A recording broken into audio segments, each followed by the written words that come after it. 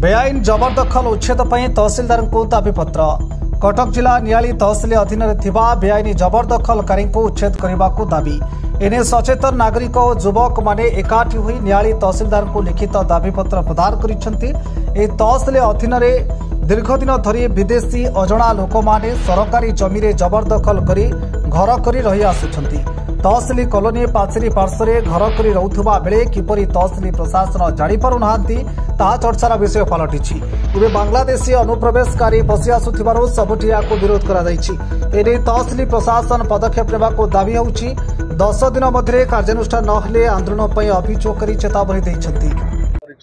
प्रभु चरण विश्वाल नियाली तहसिलदार को दबाक आसलु जेहेतु आम शोभनेश्वर मंदिर नियाली और नुआगाँ दुईटी पंचायत मिश्रण रे राम मंदिर ठारू शोभनेश्वर मंदिर पर्यंत जो अनुप्रवेशकारी अच्छा से ओडिशार नुहति कि भारत नुहति से टोटाल 5 ରୁ 7 वर्ष आसिक रही आसिले।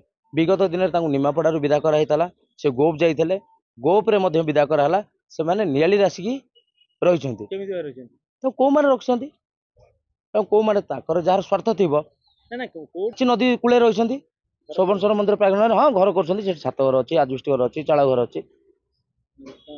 असुविधा ये हूँ जेहेतु सी आम भारत नुहति सी आसला ये बहुत अनैतिक कार्य चली आमर अनावधि गोचर जगह माड़ी बस मूल्यवान संपत्ति की शोभनेश्वर मंदिर को पूरा कब्जा करके हाँ से तुरंत राज्य सरकार कटक जिला प्रशासन नियाली तहसिलदार आ विषय टिके ध्यान देले आमको आम चिर उपकृत अवगत करूँ।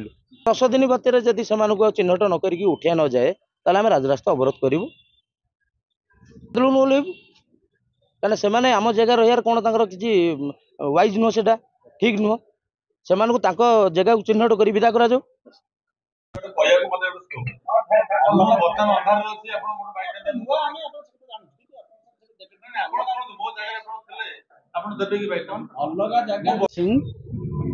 अभियोग होमर प्राचीर शोभनेश्वर मंदिर पछपट जो प्राची नदी कूल जो अनुप्रवेशकारी आसिक अच्छा बहुत विगत 5-7 वर्ष है आसिक रहीकि बहुत अनीतिकर कार्य करुँच गोरु हाड़ गोरु रक्त नईकी फोपाड़ी प्राची नदीटा नष्ट करुँच कहीं हिंदू लोक से प्राची नदी प्राची सहस्र वर्ष बड़ प्राची नदी में बुड़ पकड़े सब पाप क्षय हो जाए किंतु से नदीटा को से दूषित कर सारे जहाँकि फल लोक गाधोवाई भी इच्छा करूना से ओडिशा नुहे कि आम भारत नुहे अलग देश सब आसिक रही माने आड़ा जमाऊँ से हिंदी भाषा ये भाषा सब तेलुगु भाषा कथबार्ता कर कार्यानुष्ठान आम तहसिलदार पाखे दाबीपत्र देलु आसलु आज आम नियाली अंचल बासिंदा मैंने सब आसलु आसला नियाली तहसिलदार को दाबीपत्र देलु दाबीपत्र देलापर आम 10 दिन टाइम मागिचु टाइम रे सी चिन्हट करके आमको जनइबे से तहसिलदार तो कहले 10 दिन भीतर कार्यानुष्ठान आर एरिया को पठेगी मुझे चिन्हट करेबी आपको जनइबी आदि जिनसा न करा जाए कि आम राजरास्तार ओह्लैबू नियालीवासी सब आंदोलन करूँ।